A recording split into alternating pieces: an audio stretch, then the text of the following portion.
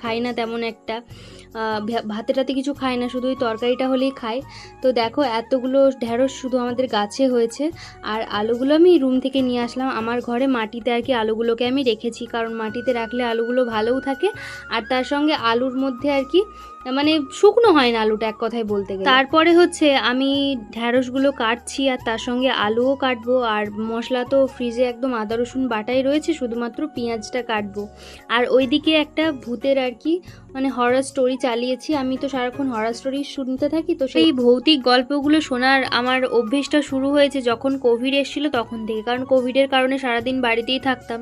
তো ভূতের গল্প শুনে শুনে শুনে শুনে এখন এমন একটা হয়ে গেছে, অভ্যাসে পরিণত হয়ে গেছে। একটা মোবাইলে আমার হরর স্টোরি চলে আর একটা মোবাইলে আমি ভিডিও শুটে বসাই। আর আজকে বর ফোন করেনি, বর তো এখন ধরো ব্যস্ত আছে, আসলে ও রাতটুকু সময় পায় তখনই ফোন করে আমাকে।